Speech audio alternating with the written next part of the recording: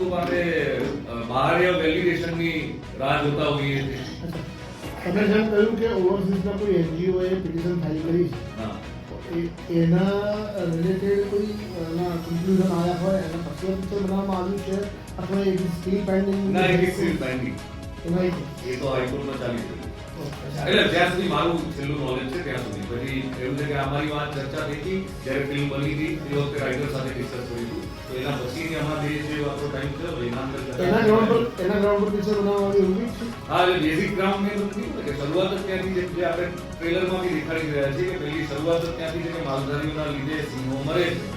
આ જ ટ્રેલરની એ શરૂઆત છે ને પિક્ચરની એ શરૂઆત.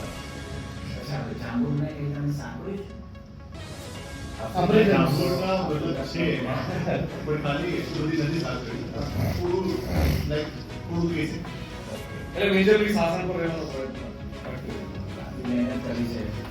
અભિનંદન. એટલે મયુર ચૌહાણ એની ઓળખાણી કોઈ જરૂર નથી. આ ફિલ્મમાં એક સોંગમાં એને સુંદર મજાનો ડેબ્યુ કર્યું છે. એવું છે શાસન, સિંહો અને માલધારીઓ એ તો છે જ.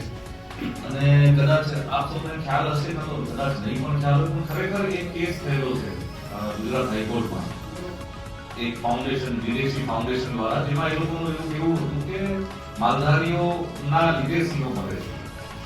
આ સાચો કેસ છે, ખરેખર ગુજરાત હાઈકોર્ટમાં થયેલો કેસ છે. તો આ બેઝ અમારા રાઇટરે ઉઠાવ્યો હતો અને એ બેઝ પર લઈને એવી ફિલ્મ બની એમને કે ચાલુ થાય એ આ જે મારું પાત્ર છે માઇકલ, એ માઇકલનું પાત્ર વિદેશથી શાસનમાં આવે છે ઇન્વેસ્ટિગેટ કરવા કે માલધારીઓના લીધે જ સિંહો મળે છે એના પુરાવાઓ લેવા.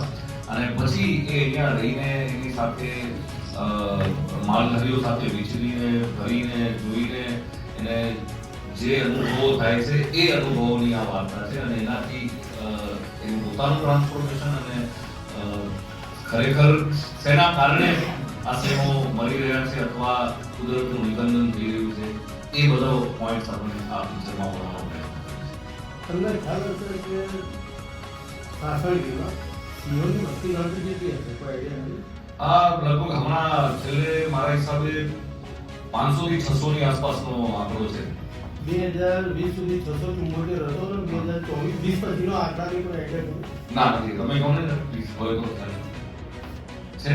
તમે મૂવી બનાવી કે કંઈક તો એના પર રિસર્ચ કર્યું છે ને? હા, એટલે એકચ્યુઅલી એવું છે કે એના રિસર્ચના ભાગરૂપે મારો રિસર્ચના ભાગરૂપે એવું નતું કે એને કેટલી વસ્તી છે શું છે આપે, પણ 500 થી સંસ્કૃતિ હજી સુધી બહાર નથી આવી અને જનરલી વિશે પણ ઘણાને નોલેજ નથી કે માલધારી સમાજ અને અંદર જે રહે છે રબારી સમાજ, માલધારી સમાજ ઘણા બધી ત્યાં રહે છે. એના વિશે આ સ્ટોરી છે અને બહુ સારી રીતે આને રિપ્રેઝેન્ટ કર્યું છે, કલ્ચર દેખાડ્યું છે બરાબર, સંસ્કૃતિ કેવી રીતે મતલબ એક સિંહ અને માણસોનો રિલેશન કેવો છે. સિંહ અને ખાલી માણસોની પણ પશુઓની સાથે પણ કેવા જંગલના માણસો રહે છે.